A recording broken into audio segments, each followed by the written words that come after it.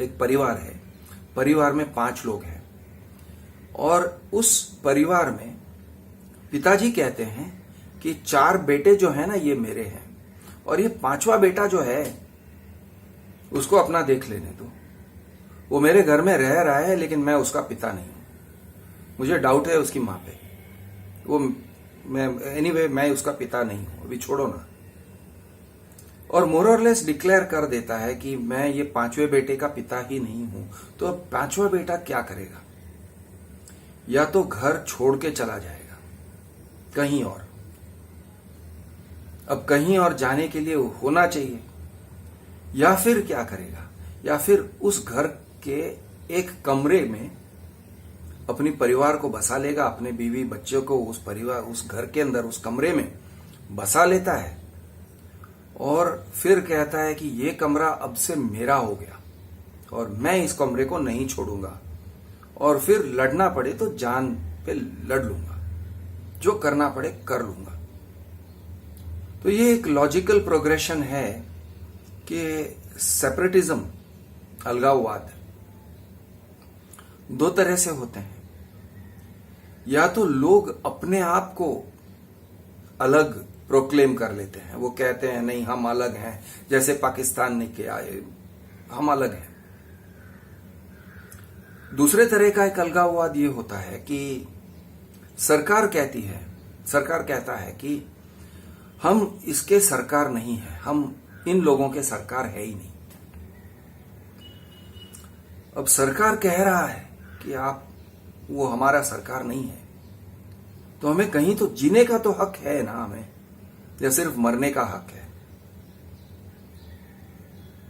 तो जीने का अगर हक है तो एक कमरा पकड़ लेते हैं, कोई भी एक कमरा जहां पर मिलता है, जहां पर अपने को लगता है कि ये उचित है, ये जगह सही है, वो कमरा पकड़ लो भाई लोग और उस कमरे में रहने लगो।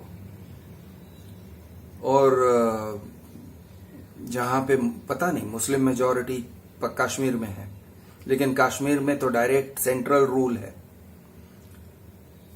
रूल हो गया है वहां पे, और आर्मी वहां पे इधर उधर हर जगह भटकते रहते हैं और जब चाहे वो इंटरनेट को ऑफ कर देते हैं। मतलब Kashmir is Indian territory, it is not Kashmiri territory. Kashmiri लोगों का टेरिटरी नहीं है, वो इंडियन टेरिटरी है। मुसलमान लोगों का नहीं है, वो इंडियन टेरिटरी है। तो इस तरह से एकदम क्लियर कट बोल दिया गया है।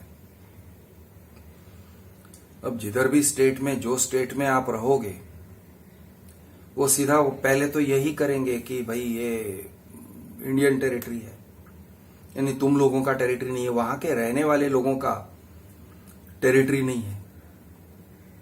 तो ये बात तो एकदम ऑलमोस्ट डिक्लेयर कर दिया है, अभी बचता क्या है।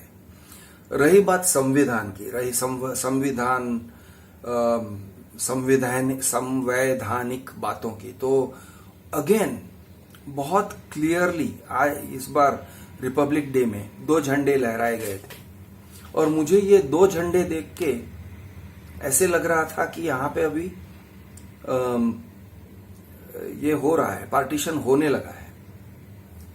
एक था भगवा रंग का झंडा और एक था तिरंगा, और दोनों को ऐसे लगाया था, इधर भगवा इधर तिरंगा, और भगवा के ऊपर राम मंदिर, ऐसे लहराए गए थे। और हमारे एरिया में तो ऐसा था कि जो पहले देशभक्ति के गाने गाते थे ना, लता मंगेशकर के जो सेंटिमेंटल गाने थे, और वो सर कटा सकते हैं लेकिन सर झुका सकते नहीं, ये सब टाइप के जो वीरता के गाने थे, अब पता नहीं, मेरे एरिया में तो मुझे ऐसे लगा कि ये वीरता के गाने नहीं सुनाई दे रहे। जो भी भाषणबाजी वगैरह हुआ सब हमारे लोकल पॉलिटिशियंस का हुआ, और हर जगह मोटरसाइकिल पे लोग घूम रहे थे भगवा लहरा के।